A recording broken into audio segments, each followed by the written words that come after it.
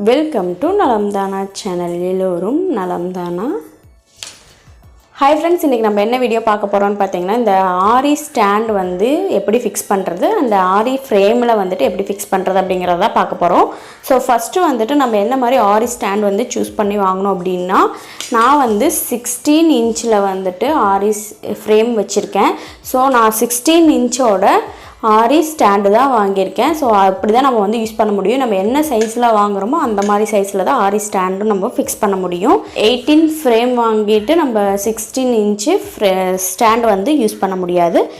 இப்போ எப்படி ஃபிக்ஸ் பண்ணணும்னு பார்த்தீங்கன்னா, ஃபஸ்ட்டு இந்த ராடு வந்து 4 கொடுத்துருப்பாங்க, அதில் வந்து நட்டு கொடுத்துருப்பாங்க. இதெல்லாம் வந்து நீங்கள் தனியாக கழட்டி வச்சுக்கோங்க. ஸோ இந்த மாதிரி நான் தனியாக கழட்டி வச்சுருக்கேன். ஃபஸ்ட்டு வந்துட்டு இந்த ரிங்கில் வந்துட்டு இது வந்து கீழே பார்த்த மாதிரி இருக்கணும். ஸோ இந்த கேப் வந்து இருக்கணும். இந்த கேப்பில் தான் நம்ம ஃப்ரேமை வந்து நம்ம மாட்ட முடியும். ஸோ இந்த ஹோல்ஸில் வந்துட்டு நம்ம இந்த ராடை வந்து இப்படி விட்டுறணும். விட்டுட்டு நம்ம அந்த நட்டை போட்டுடலாம். நேராக வச்சு போட்டுக்கோங்க. ஸோ இப்போ பாருங்கள், நான் போட்டிருக்கிறது தெரியும்னு நினைக்கிறேன். ஸோ இது மாதிரி மற்ற 4 ஹோல்ஸ் கொடுத்துருப்பாங்க. அதில் ஒன்று வந்து நம்ம மாட்டிட்டோம். ஸோ இன்னும் மற்ற 3ல் வந்துட்டு போட்டுடலாம் அதே மாதிரி.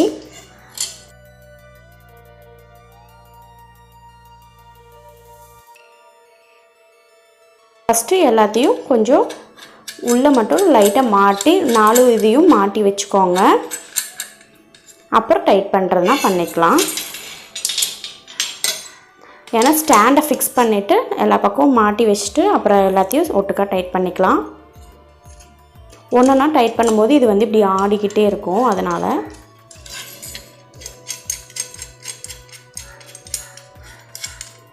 கையில் முடிஞ்சால் டைட் பண்ணிக்கோங்க, இல்லைன்னா நம்ம அந்த கட்டிங் பிளேடு கொரடு அதில் வச்சுருப்போம் இல்லையா, அதில் பண்ணிக்கோங்க. ஸோ ஸ்டாண்ட் வந்து கரெக்டாக இருக்கான்னு செக் பண்ணிக்கோங்க. இப்போ வந்து நம்மளோட ஸ்டாண்ட் வந்து நல்லா ஃபிக்ஸ் பண்ணிட்டோம். அடுத்து நம்ம இதில் வந்து ஃப்ரேம் எப்படி ஃபிக்ஸ் பண்ணணும்னு பார்த்தீங்கன்னா, இந்த இடம் இருக்குது இல்லைங்களா, இந்த இடம் இருக்கு இல்லையா, இது வந்து மேலே வர மாதிரி ஃபிக்ஸ் பண்ணிக்கணும். இந்த கேப்பில் இந்த ஃப்ரேம் போய் செட் ஆயிடணும். ஸோ அந்த மாதிரி ஃபிக்ஸ் பண்ணிக்கோங்க. ஸோ இப்படி தான் ஃபுல்லாக ஃபிக்ஸ் பண்ணிக்கலாம். இதில் வந்து நம்ம கிளாத் போட்டு ஃபிக்ஸ் பண்ணிக்கலாம். இந்த மாதிரி சாண்டில் ஃப்ரேம்ஸ் நீங்கள் வந்து வாங்கினீங்க அப்படின்னா உங்களுக்கு வந்து கிளாத் வந்து டேமேஜ் ஆகாது, ரொம்ப நல்லா உழைக்கும். ஸோ உங்களுக்கு வந்து லூஸாக இருக்குது, இந்த மாதிரி கேப் இருக்குது அப்படின்னா இந்த நட்டு இருக்குது இல்லைங்களா, இந்த நட்டை வந்து கழட்டி கரெக்டாக இந்த ஃப்ரேமோட சைஸுக்கு அட்ஜஸ்ட் பண்ணி நீங்கள் வந்துட்டு ஃபிக்ஸ் பண்ணிக்கலாம். இப்போ இதில் வந்து நான் கிளாத் வந்து ஃபிக்ஸ் பண்ணி காட்டுறேன். ஃபஸ்ட்டு வந்து பார்த்திங்க அப்படின்னா, எப்போவுமே இந்த பிளைன் ரிங் தான் கீழே வரணும். இதுலேயும் ஒரு நட்டு கொடுத்துருப்பாங்க இல்லையா, இது வந்து கிளாத்துக்கு மேலே வரணும். இதில் வந்து கிளாத் வந்து ஃபிக்ஸ் பண்ணுறேன். கீழே வந்து பிளைன் ரிங்கு போட்டிருக்கேன். ஸோ அதுக்கு மேலே இந்த நட்டு இருக்கிற ரிங் வந்து போட்டுக்கிறேன்.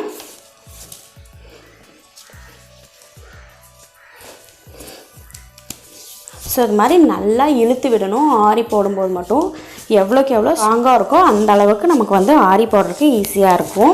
இது வந்து டைட் பண்ணிக்கணும். ஸோ இப்போ வந்து கிளாத் வந்து வச்சாச்சு. இதை வந்து இப்போ நம்ம வந்து ஆரி ஸ்டாண்டில் ஃபிக்ஸ் பண்ணிக்கலாம்.